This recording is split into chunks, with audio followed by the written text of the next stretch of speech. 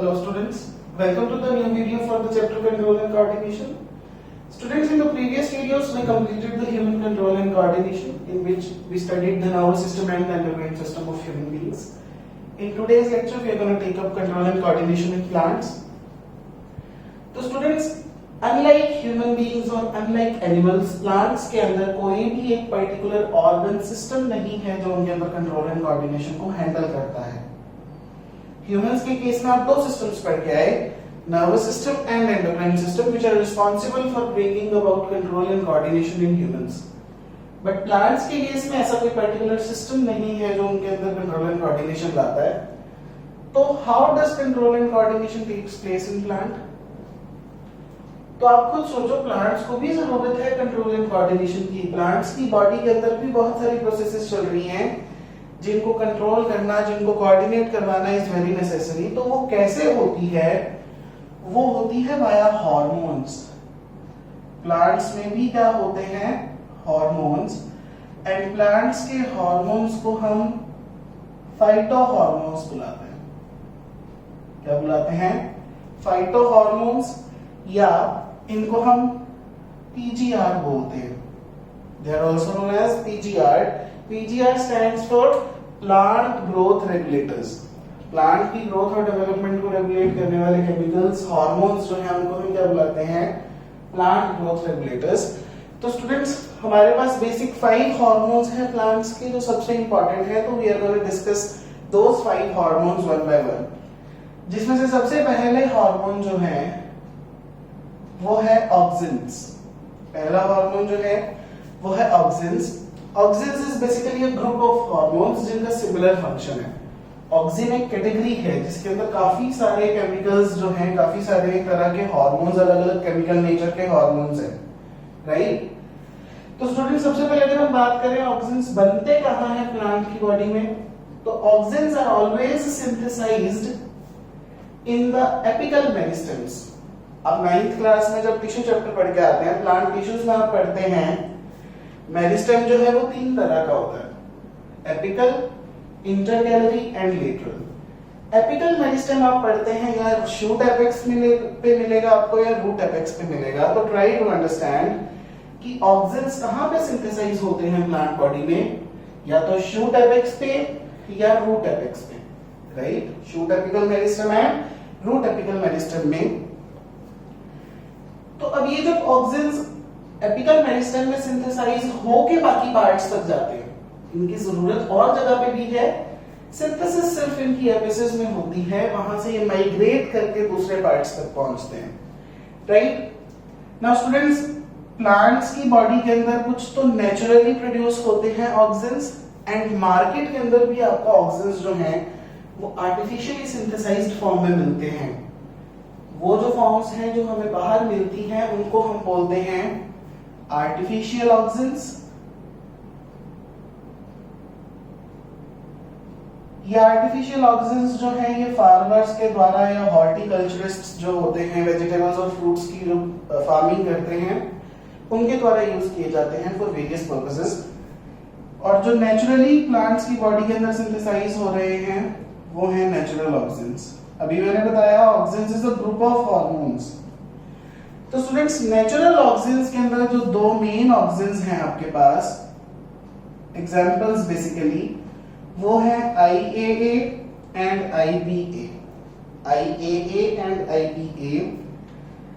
IAA stands for indole acetic acid. This is basically a chemical which behaves as an auxin. It is an auxin. IBA, indole butyric acid.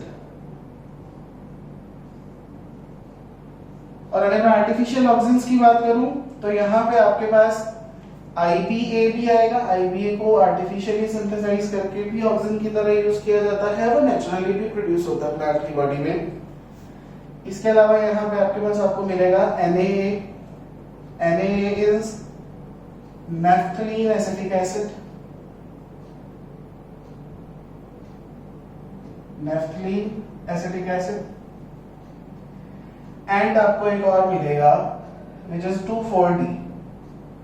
2,4-D आपको याद होगा 9th class में improvement in food resources में आप as a VT side भी पढ़ के आते हैं। बट 2,4-D एक्चुअल में एक ऑक्सिन का काम भी करता है। अगर मैं इसकी एक्सपेंडेड फॉर्म लिखना चाहूं तो 2,4-D इज 2,4-डाइक्लोरो phenoxy acetic acid. This is the complete full form of 2,4-D, right? तो ये एक ऑक्सिन भी है, इसको एक एज अ वीजीसाइड भी यूज किया जाता है। ये हम एंड पे ऑक्सिन के जब एंड पे पहुंचेंगे तो वहां पे हम स्टडी करेंगे, राइट स्टूडेंट्स? तो ये तो थी इनकी अकरेंस और इनकी एग्जांपल की कौन कौन से केमिकल्स जो है उनको ऑक्सिन्स की तरह, वो तो ऑक्सिन्स की तरह बिहेव करते हैं। तो स्टूडेंट्स अब हम आ जाते हैं फंक्शंस ऑफ ऑक्सिन्स के ऊपर। अब हम डिस्कस करते हैं functions of auxins. Functions of auxin में जो सबसे इंपॉर्टेंट फंक्शन है ऑक्सिन्स का, दैट इज सेल एनलार्जमेंट। वो फंक्शन क्या है? Cell enlargement. तो बेसिकली जो ग्रोथ है, प्लांट बॉडी की जो ग्रोथ हो रही है, वो काफी सारे हार्मोन्स की वजह से होती है। Not only the cell enlargement सिर्फ ये नहीं करवाता, इसके बाद आप जिबरलिन्स पढ़ोगे वो भी ग्रोथ करवा रहे हैं, साइटोकाइनिन्स पढ़ेंगे हम वो भी ग्रोथ करवा रहे हैं। बट मोस्ट इंपॉर्टेंटली जो ग्रोथ का काम है, प्लांट की ग्रोथ का काम है, वो किसका है? ऑक्सिन्स का है। सेल एनलार्जमेंट जो करवानी है वो किसने करवानी है? ऑक्सिन्स ने करवानी है। इसके अलावा अगर मैं सेकंड फंक्शन की इसकी बात करूं तो वो है इसका जाइलम डिफरेंशिएशन। आपको याद होगा कि जाइलम और फ्लोएम जो हैं वो कैम्बियम से डेवलप होते हैं। वेस्कुलर कैम्बियम रिंग बनती है जो अंदर की तरफ डिवाइड करके सेकेंडरी जाइलम को बर्थ देती है, बाहर की तरफ सेकेंडरी फ्लोएम बनाती है। तो कैम्बियम के सेल्स के ऊपर कौन सा हार्मोन जाके वर्क करता है कि वो डिवाइड करके जाइलम बनाए? जाइलम डिफरेंशिएशन जो है थ्रू द वेस्कुलर कैम्बियम, उसके अंदर बहुत एक मेजर रोल रहता है हमारे ऑक्सिन्स हार्मोन्स का, राइट? इसके बाद आपके पास है टिश्यू कल्चर। एक और फंक्शन इसका क्या है? टिश्यू कल्चर में। टिश्यू कल्चर स्टूडेंट्स बेसिकली एक टेक्निक है जिसके अंदर प्लांट का मेरिस्टेमेटिक टिश्यू लेके, मेरिस्टेमेटिक टिश्यू क्या होता है? Dividing tissue. प्लांट्स का मेरिस्टेमेटिक टिश्यू लेके लैब के अंदर उसको कल्चर किया जाता है, लैब के अंदर उसको आर्टिफिशियल कंडीशंस में ग्रो करवाया जाता है। तो जहां आर्टिफिशियल कंडीशंस में लैब में उसको ग्रो करवाया जाता है, टिश्यू को कल्चर किया जाता है लैब में, वहां उस लैब के अंदर उस कल्चर मीडियम के अंदर ऑक्सिन्स डाले जाते हैं, बिकॉज ऑक्सिन्स जो है वो सेल ग्रोथ करवाते हैं। ऑक्सिन्स का काम क्या है? एनलार्जमेंट करवाना, ग्रोथ करवाना। तो वहां पे भी ऑक्सिन्स का बहुत एक इंपॉर्टेंट यूज है। इसके अलावा नेक्स्ट इंपॉर्टेंट यूज जो है हमारे पास ऑक्सिन्स का, वो है रूटिंग। क्या है? Rooting. Rooting is basically root formation. Rooting क्या है आपके पास? This is basically root formation. तो ऑक्सिन्स जो हैं वो रूट फॉर्मेशन को स्टिमुलेट करती हैं, इंड्यूस करती हैं रूट फॉर्मेशन को। आप जब रिप्रोडक्शन इन प्लांट्स पढ़ेंगे तो वहां पे आपको वेजिटेटिव प्रोपेगेशन पढ़ाया जाएगा, जहां पे पढ़ाएंगे कि प्लांट के किसी एक पार्ट को कट करके हम सॉइल के अंदर सो कर देंगे और वो एक नया प्लांट बन जाएगा। वो नया प्लांट कैसे बनता है? क्योंकि सॉइल के अंदर उसके अंदर ऑक्सिन्स डाले जाते हैं, क्योंकि ऑक्सिन्स जो है वो रूट फॉर्मेशन को इंड्यूस करते हैं। ऑक्सिन्स जो हैं रूटिंग को इंड्यूस करते हैं। तो वो जो नया अपने पार्ट कट करके सॉइल के अंदर सो किया होगा, उसके अंदर जब नीचे रूट निकल आएंगी तो वो एक इंडिपेंडेंट प्लांट की तरह बिहेव करने लगता है, राइट? तो वहां पे आपको पढ़ाया जाएगा कि वेजिटेटिव प्रोपेगेशन में ऑक्सिन्स को क्यों यूज किया जाता है? To induce rooting for root formation in the part. इसके अलावा एक और इंपॉर्टेंट फंक्शन है ऑक्सिन्स का, विच इज एपिकल डोमिनेंस। अभी मैंने आपको समझाया कहां सिंथेसाइज हो रहा है? एपिसिस में, root apex and shoot apex पे। और इसका बेसिकली काम क्या होता है? मान लो ये स्टेम है, this is root apex. Apical dominance, dominance क्या होता है? जो दूसरों के ऊपर राज करे। तो ऑक्सिन्स जो हैं वो एपिकल पार्ट जो है प्लांट का, जो एपिकल पार्ट है उसको लेटरल पार्ट्स के ऊपर डोमिनेट करवाते हैं, मतलब यहाँ पे लेटरल ब्रांचेस होंगी ना, और ये जो है एपिकल पार्ट है। तो ऑक्सिन्स की वजह से एपिकल पार्ट की ग्रोथ होती रहती है, लेकिन लेटरल पार्ट्स की ग्रोथ जो है वो सप्रेस हो जाती है। लेटरल ब्रांचेस जो है वो अच्छी तरह से ग्रो नहीं कर पाती। ये कल को ग्रो करता जाएगा और लंबा हो गया, नई ब्रांचेस आएंगी, फिर एपिकल डोमिनेंस की वजह से इनकी ग्रोथ रुक जाएगी और नीचे वाली ब्रांचेस की ग्रोथ जो है वो शुरू हो जाएगी। तो बेसिकली एपिकल डोमिनेंस का क्या मतलब हुआ कि जब एपिकल पार्ट जो है प्लांट का वो अच्छे से ग्रो करता रहे, बट जो लेटरल ब्रांचेस हैं, लेटरल पार्ट्स जो है प्लांट के, वो जब ग्रोथ करना बंद कर जाते हैं। वो क्यों करते हैं? वो ऑक्सिन की वजह से करते हैं, क्योंकि एपिकल पार्ट्स में कौन है सबसे ज्यादा कंसंट्रेशन एपिकल पार्ट्स में किसकी है? ऑक्सिन की है। ठीक है, इसके बाद एक और इंपॉर्टेंट फंक्शन है ऑक्सिन का, विच इज एब्सिशन। क्या है? एब्सिशन। एब्सिशन बेसिकली स्टूडेंट्स क्या होता है? लीव्स का मुरझा जाना या प्लांट की एजिंग होना। जैसे ह्यूमंस के केस में एजिंग होती है, हम बूढ़े होते हैं टाइम टू टाइम, उसी तरह से प्लांट्स भी जो हैं उनकी भी एजिंग होती है, उनकी भी एज होती है, वो भी जो है टाइम टू टाइम जो है वो बूढ़े होते हैं, राइट?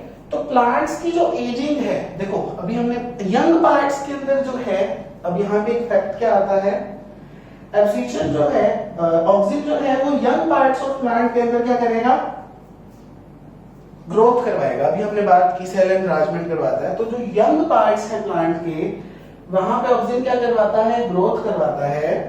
बट जो मैच्योर पार्ट्स हैं प्लांट के, जो बूढ़े हो चुके हैं, उनके अंदर ये एब्सिशन करवाता है, उनके अंदर ये एजिंग करवाता है, उनकी ग्रोथ को ये स्टॉप करवाता है। एजिंग होने का क्या मतलब होता है? ग्रोथ बंद हो जाना, नए सेल्स बन नहीं रहे, पुराने सेल्स का लाइफ स्पैन जैसे खत्म होगा तो वो ऑर्गन डेड हो जाता है।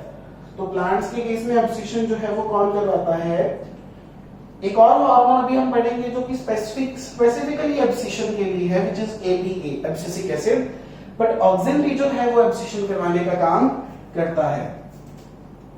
इसके बाद अगर मैं नेक्स्ट फंक्शन की बात करूं, तो ऑक्सिन को यूज किया जाता है सीडलेस फ्रूट्स बनाने में। ऑक्सिन्स को सीडलेस फ्रूट्स बनाने में यूज किया जाता है। सीडलेस फ्रूट्स को ही हम बोलते हैं पार्थिनोकार्पिक फ्रूट्स। इनको हम क्या बोलते हैं? पार्थिनोकार्पिक फ्रूट्स, क्योंकि ये जो प्रोसेस है सीडलेस फ्रूट्स बनाने की, उसको हम बोलते हैं पार्थिनोकार्पी। सीडलेस फ्रूट्स बनाने की जो प्रोसेस है उसका नाम क्या है? पार्थिनोकार्पी। तो सीडलेस फ्रूट्स को हम बोलते हैं पार्थिनोकार्पिक फ्रूट्स। तो ऑक्सिन्स, इसके अलावा भी हम जिबरेलिन्स पढ़ेंगे, हम साइटोकाइनेंस पढ़ेंगे। तो ये तीनों हार्मोन्स जो है ये पार्थिनोकार्पिक फ्रूट्स को बनाने के लिए यूज किए जाते हैं। इन तीनों का ही फंक्शन क्या है? पार्थिनोकार्पिक फ्रूट्स बनाने के लिए यूज किए जाते हैं। इसके अलावा ऑक्सिन्स जो है ये ट्रॉपिक मूवमेंट्स में हेल्प करते हैं। प्लांट्स के अंदर दो तरह की मूवमेंट्स होती हैं जो अभी हम लेटर ऑन डिस्कस करेंगे। तो जो ट्रॉपिक मूवमेंट्स है प्लांट्स के अंदर, जो कि डायरेक्शनल मूवमेंट्स होती हैं, वो ऑक्सिन कंट्रोल करता है। ऑक्सिन की कंसेंट्रेशन या ऑक्सिन की डिस्ट्रीब्यूशन के ऊपर डिपेंड करता है कि प्लांट किस तरफ बेंड करेगा, किस तरफ नहीं करेगा। तो वो जो सारी मूवमेंट्स हैं वो ऑक्सिन के कंट्रोल के अंदर होती हैं। तो ये भी इसका एक बहुत इंपॉर्टेंट फंक्शन है, राइट? इसके बाद अगर हम बात करें यूजेस की, ये तो थे इसके प्लांट के अंदर फंक्शंस क्या हैं। यूजेस का क्या मतलब है? अभी हमने पढ़ा कि मार्केट के अंदर आर्टिफिशियली भी हमारे पास ऑक्सिन अवेलेबल है। तो उनको किस चीज के लिए, किस पर्पस के लिए यूज करते हैं ये फार्मर्स या ये जो हॉर्टिकल्चरिस्ट्स हैं? तो उसमें से जो पहला है वो है रूटिंग। अभी मैंने समझाया कि वो रूटिंग इंड्यूस करती है। तो जब वेजिटेटिव प्रोपगेशन करते हैं तो उसमें रूटिंग, उस वेजिटेटिव पार्ट जो आपने कट करके लगाना है उसके अंदर रूट्स की ग्रोथ इंड्यूस करने के लिए ऑक्सिन्स जो है वो डाले जाते हैं। इसके अलावा आपको मैंने समझाया कि 2,4-D जो है उसको हम एक वीडिसाइड की तरह यूज करते हैं। इसके अलावा ऑक्सिन्स जो हैं वो कुछ प्लांट्स के अंदर फ्लावरिंग इंड्यूस करने के लिए हेल्प करते हैं, क्योंकि आपको पता है फ्लावर्स कब आएंगे वो एक पर्टिकुलर सीजन के ऊपर डिपेंड करता है। बट हम ऑक्सिन्स की हेल्प से जब चाहें तब फ्लावरिंग इंड्यूस कर सकते हैं। स्पेशली लीची एंड पाइनएप्पल के केस में इनको यूज किया जाता है। ऑक्सिन्स को फ्लावरिंग इंड्यूस करने के लिए किसके केस में यूज किया जाता है? लीची और पाइनएप्पल के केस में। और इसके अलावा पार्थिनोकार्पी में भी इसको यूज किया जाता है। अभी मैंने समझाया इसका एक फंक्शन क्या है, सीडलेस फ्रूट्स डेवलप करवाना। देयरफॉर ऑक्सिन्स को पार्थिनोकार्पी के लिए भी यूज किया जाता है, which is the process of making seedless fruits. So this was all about auxins. Now let us come to the second part, second type of hormone. These are gibberellins. क्या बोलते हैं इनको? जिबरलिन्स, या इनको जिबरलिक acid भी बोलते हैं। जिबरलिक acid, जीए short form, right? तो जिबरलिन्स या जिबरलिक एसिड। तो जिबरलिन्स या जिबरलिक एसिड जो है ये भी स्टेम और लीव्स इन सब के अंदर प्रोड्यूस होते हैं। सबसे पहले हम डिस्कस करते हैं इनके फंक्शंस के बारे में। इनके बारे में हम डायरेक्ट जब करेंगे इनके फंक्शंस के बारे में। Almost all parts of plant के अंदर ये सिंथेसाइज होते हैं एक्सेप्ट द रूट, ठीक है? अगर हम फंक्शंस की बात करें तो फंक्शंस में जिबरलिक एसिड का जो पहला फंक्शन है वो है stem and leaf growth. Function क्या है? Stem and leaf growth. तो जिबरलिन्स, जैसे मैंने आपको पहले भी समझाया, जिबरलिन्स भी जो है वो स्टेम और लीफ की ग्रोथ करने के लिए हेल्प आते हैं। ऑक्सिन्स में आपने पढ़ा सेल ग्रोथ, वो ग्रोथ करवाते हैं, वो रूट और शूट दोनों की ग्रोथ करवाते हैं। बट जिबरलिन्स जो है वो स्पेसिफिकली स्टेम और लीव्स की ग्रोथ करवा पाते हैं। जिबरलिन्स का काम क्या होता है? स्टेम और लीफ की ग्रोथ करवाना। और स्टेम में भी जिबरलिन्स कहां पे ज्यादा एक्ट करते हैं? इंटरनोडल रीजन पे। आपको पता है स्टेम जो है वो नोड्स और इंटरनोड्स में डिफरेंशिएटेड होती है। जहां से ब्रांच या लीफ निकले उसको हम क्या बोलते हैं? नोड। मान लो दूसरी नोड ये है तो उसके बीच का रीजन दिस इज इंटरनोड। तो जिबरलिन्स कहां पे इलोंगेशन करवाते हैं, कहां पे ज्यादा एक्टिव रहते हैं? स्टेम के अंदर इंटरनोडल रीजन के ऊपर ही ज्यादा एक्टिवेट के अंदर ज्यादा ग्रोथ करवा पाते हैं। इसके अलावा लीफ ग्रोथ भी करवाते हैं। और फंक्शन की अगर मैं बात करूं तो हमारे पास है सीड जर्मिनेशन। जिबरलिन्स का काम मेन क्या होता है? Seed germination. आपको पता है सीड के अंदर रिजर्व्ड फूड मटेरियल होता है, क्योंकि जब आप सीड को सो करते हैं वो ग्रोथ करना शुरू करता है, तो अभी वो बाहर से न्यूट्रिएंट्स नहीं एब्जॉर्ब करता, उसके पास ऑलरेडी कुछ रिजर्व्ड फूड मटेरियल होता है जिसको वो यूज करके अपनी ग्रोथ करवाता है, जर्मिनेट हो पाता है, ठीक है? तो जिबरलिन्स का काम बेसिकली क्या होता है? सीड की जर्मिनेशन में हेल्प करना। और ये सीड की जर्मिनेशन में कैसे हेल्प करते हैं? ये कुछ ऐसे एंजाइम्स को एक्टिवेट करते हैं जो उस रिजर्व्ड फूड मटेरियल को ब्रेक करेंगे, सिंपलर फॉर्म में कन्वर्ट करेंगे, ताकि सीड उससे एनर्जी प्रोड्यूस कर सके। ये क्या करते हैं? ये एंजाइम्स को एक्टिवेट करते हैं जो उस रिजर्व्ड फूड मटेरियल के ऊपर एक्ट करके उसको ब्रेक करे, उसको सिंपलर फॉर्म्स में कन्वर्ट करे, ताकि जो हमारा सीड है वो इस सिंपलर फूड सब्सटेंसेस को यूज करके एनर्जी प्रोड्यूस करे और वो जर्मिनेशन उसकी इजीली हो पाए। इसके अलावा फ्रूट ग्रोथ, जिबरलिन्स जो है वो फ्रूट की ग्रोथ के लिए भी बहुत इंपॉर्टेंट है। स्टेम की ग्रोथ, लीफ की ग्रोथ, इसी के साथ फ्रूट की ग्रोथ। अभी हम आपको बताया इसके यूजेस में आती है फ्रूट ग्रोथ, क्योंकि कंट्रोल करता है। तो इसका एक बहुत इंपॉर्टेंट यूज है जिबरलिन्स का कि इसको एप्पल का साइज और शेप अच्छा करने के लिए यूज किया जाता है। एंड इवन जो ग्रेप्स का बंच होता है उसका साइज इंक्रीज करने के लिए भी जो है जिबरलिक एसिड को या जिबरलिन्स को जो है यूज किया जाता है। इसके अलावा एक इसका और इंपॉर्टेंट फंक्शन है विच इज ब्रेकिंग डॉर्मेंसी। क्या है? Breaking dormancy. सबसे पहले समझते हैं डॉर्मेंसी होता क्या है। डॉर्मेंसी या डॉर्मेंट होता है इनएक्टिव होना। सीड या किसी भी तरह का जो प्लांट का कोई सीड, बेसिकली सीड डॉर्मेंसी हमारे पास होती है।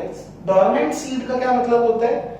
ऐसा सीड जो इनएक्टिव स्टेज में है, जो जर्मिनेट नहीं कर सकता, राइट। और वो जो डोरमेंसी इंड्यूस होती है, डोरमेंट करने वाला कौन होता है, वो एक अलग हार्मोन है विच is the ABA, abscisic acid. ABA hormone जो है, जो हम लास्ट पे स्टडी करेंगे, उसका काम होता है सीड्स को डोरमेंट करना, और उस डोरमेंसी को ब्रेक करके सीड की जर्मिनेशन करवाना किसका काम है, जिबरेलिक एसिड का। आपने पढ़ा ना सीड जर्मिनेशन। तो ये सीड जर्मिनेशन कैसे करती है, by breaking the dormancy, by breaking the inactive phase जिसके अंदर वो सीड था। तो ये क्या करती है, डोरमेंसी को ब्रेक करती है, डोरमेंसी को तोड़ती है, इनएक्टिव फेज को खत्म करके उसको एक्टिव फेज में ले आती है। ये थे जिबरेलिन्स के फंक्शंस। अब अगर हम बात करना चाहें इनके यूजेस की, तो जिबरेलिन्स का पहला यूज है पार्थिनोकार्पी। मैंने आपको बोला था कि ऑक्सिन्स, जिबरेलिन्स और साइटोकाइनेंस तीनों को ही पार्थिनोकार्पी के लिए यूज किया जाता है, सीडलेस फ्रूट्स बनाने के लिए यूज किया जाता है पार्थिनोकार्पी।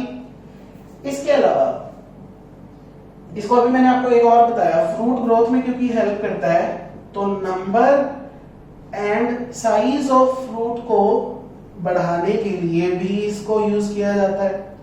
जैसे मैंने आपको बताया, एप्पल का साइज बढ़ाने के लिए, जो बंच ऑफ ग्रेप्स है उसके साइज को बढ़ाने के लिए। इसके अलावा अगर मैं फंक्शन की बात करूं, तो शुगर केन के अंदर इसका बहुत इंपॉर्टेंट फंक्शन है। शुगर केन, अभी मैंने बताया, ये स्टेम इलोंगेशन करवाता है by acting at the internodal region. तो शुगर केन के अंदर आपको पता है कि बेसिकली वो स्टेम ही है जो हमारे लिए कमर्शियली इंपॉर्टेंट है, इकोनॉमिकली इंपॉर्टेंट है, जिसमें से शुगर केन का जूस निकलता है, जिससे हम कल को सुक्रोज वगैरह, शुगर वगैरह या जैगरी वगैरह बनाते हैं। तो क्योंकि ये इंटरनोडल रीजन को और इलोंगेट करवाता है, तो जिबरेलिक एसिड्स को शुगर केन फील्ड्स के अंदर बहुत एक्सटेंसिव अमाउंट में यूज किया जाता है, शुगर केन की लेंथ को बढ़ाने के लिए, स्टेम की ग्रोथ को बढ़ाने के लिए, ताकि कल को जो यील्ड है उसकी फील्ड की, है ना, जो कल को हमें हार्वेस्ट मिलेगी वो अच्छी मिल पाए। ठीक है, तो शुगर केन के अंदर इसका यूज है। इसके अलावा अगर मैं और बात करूं जिबरेलिन्स की, तो जिबरेलिन्स का काम है डिलेड राइपनिंग करवाना। ये फ्रूट ग्रोथ में हेल्प करते हैं, फ्रूट्स की ग्रोथ करवाते हैं। अगर ये फ्रूट की ग्रोथ करवा रहे हैं तो इसका ये मतलब है कि ये फ्रूट को गिरने से बचाएंगे। आपको पता है फ्रूट जब टोटली राइप हो जाता है, टोटली पक जाता है, तब वो फॉल हो जाता है। तो ये क्या करते हैं, ये फ्रूट को प्लांट के ऊपर लगे रहने के लिए हेल्प करते हैं, उसकी डिलेड राइपनिंग। वो जल्दी नहीं पकता, वो लेट पकेगा।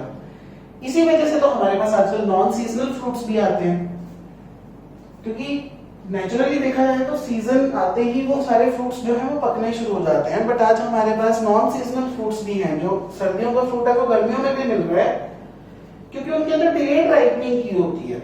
जब हम चाहें तब हम उसको राइप करवाएं। वो किसकी हेल्प से करवाते हैं, जिबरेलिन्स की हेल्प से। जिबरेलिन्स क्या करते हैं, डिलेड राइपनिंग, उनको फॉल ही नहीं होने देते, वो लगे रहते हैं उसके ऊपर, पेड़ के ऊपर। ठीक है, तो ये बात थी हमारे पास सेकंड हार्मोन के बारे में, विच इज द जिबरेलिन और द जिबरेलिक एसिड। इसके बाद moving on to the third hormone, third phyto hormone, this is cytokinin. Third hormone कौन सा है, साइटोकाइनिन। तो स्टूडेंट्स, साइटोकाइनिन की अगर मैं बात करूं तो नेम के अंदर ही इसका मेन रीजन, इसका मेन फंक्शन छिपा है। Cyto stands for cell, kinin stands for division. तो सेल डिवीजन सबसे ज्यादा इंड्यूस करने वाला इंपॉर्टेंट हार्मोन जो है वो क्या है, साइटोकाइनिन है। साइटोकाइनिन के अगर मैं फंक्शंस की बात करूं तो इसके फंक्शंस में सबसे पहला इंपॉर्टेंट फंक्शन क्या है, सेल डिवीजन। नाम से समझ में आएगा, cytokinin is cell division. Cell division करवा रहा है तो ये ग्रोथ में भी हेल्प कर रहा है, सेल डिवीजन करवाएगा तो ग्रोथ में भी हेल्प करेगा। क्योंकि ये सेल डिवीजन करवाता है इसलिए इसको टिश्यू कल्चर में भी यूज किया जाता है।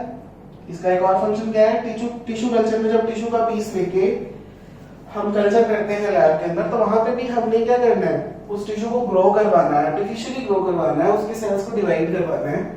तो वहां पे ऑक्सिन भी डाला जाता है, वहां पे साइटोकाइनिन भी डाला जाता है, दोनों का मिक्सचर यूज किया जाता है, ऑक्सिन एंड साइटोकाइनिन का। इसके अलावा अगर मैं बात करूं थर्ड फंक्शन, तो इसका काम भी क्या है, ब्रेकिंग डॉर्मेंसी।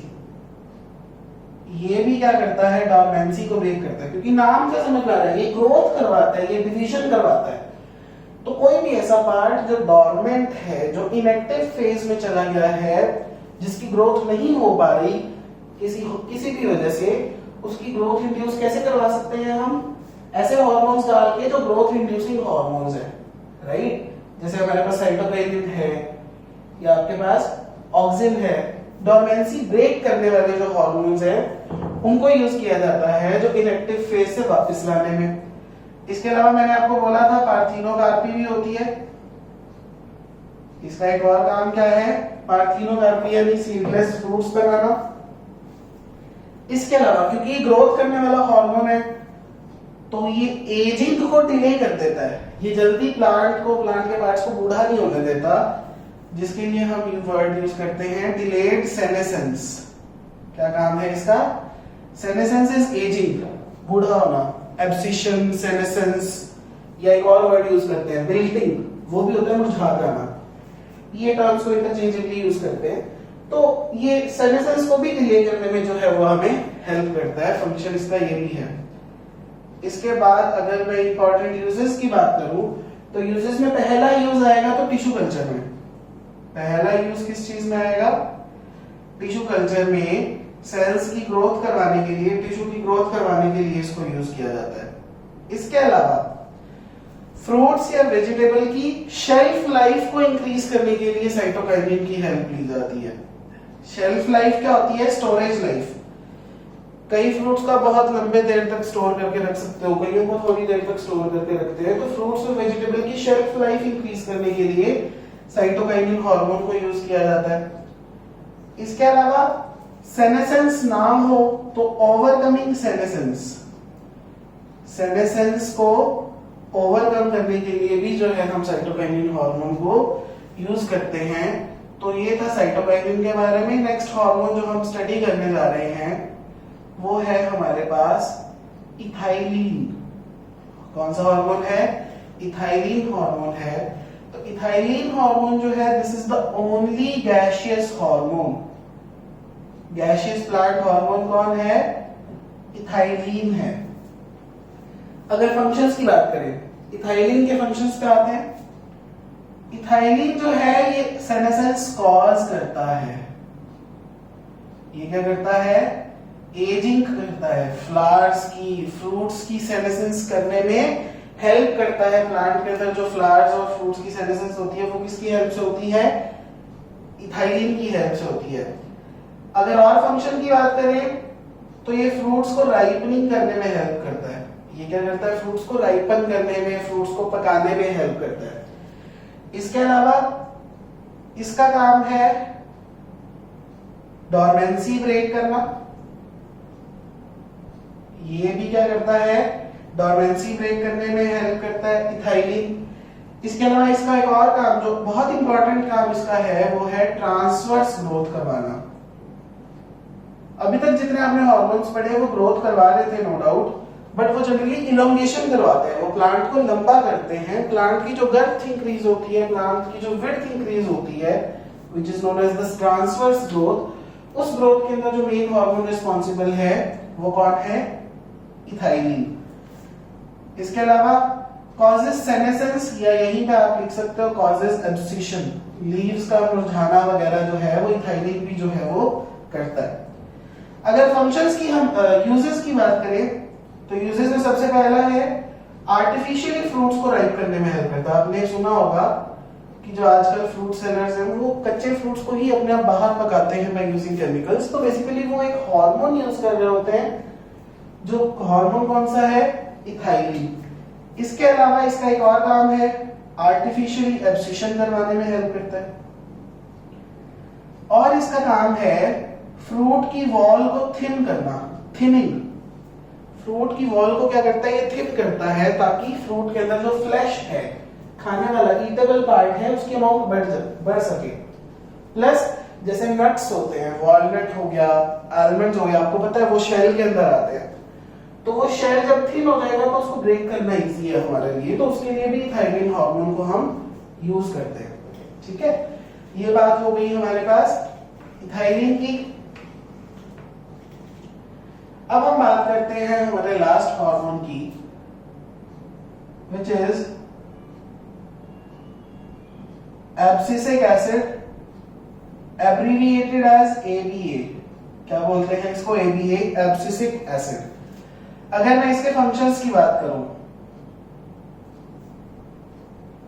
तो इसके फंक्शंस में पहला फंक्शन है एब्सिशन, नाम से समझ में आ रहा है एब्सिसिक एसिड जो एब्सिशन करेगा। इसके अलावा मैंने आपको स्टार्टिंग में ही बताया सीड को डोरमेंट बनाने के लिए जो हार्मोन रिस्पांसिबल है वो है सीड डोरमेंसी इंड्यूस करने वाला हार्मोन यानी ABA। क्योंकि ये सीड डोरमेंसी इंड्यूस करता है इसलिए ABA को कई बार बुक्स डॉर्मिंग भी लिखती हैं, ऐसा हार्मोन जो डोरमेंसी इंड्यूस कर रहा है। इसके अलावा लीव्स की जो सेनेसेंस होती है, लीव्स मुरझा जाती हैं, वो भी कौन करवाता है? एब्सिसिक एसिड करवाता है। ट्रांसपिरेशन बंद करवाता है अंडर स्ट्रेसफुल कंडीशंस। जब डेसिकेशन हो जाती है प्लांट के अंदर, पानी की कमी हो जाती है, तो ट्रांसपिरेशन से आपको पता है वाटर लॉस हो रहा है, तो ट्रांसपिरेशन रोकने के लिए, स्टोमेटा को क्लोज करने के लिए ये हार्मोन रिस्पांसिबल है। तो ये क्या करता है? ट्रांसपिरेशन की अमाउंट को कम कर देता है। तो अगर मैं इसके यूजेस की बात करूं तो इसके यूजेस इसी में से उठा सकते हो। एक, एब्सिशन या सेनेसेंस कॉज करने में हेल्प करता है। हम आर्टिफिशियली एब्सिशन करवाना चाहते हैं, सेनेसेंस करवाना चाहते हैं, तो ABA को यूज कर सकते हैं।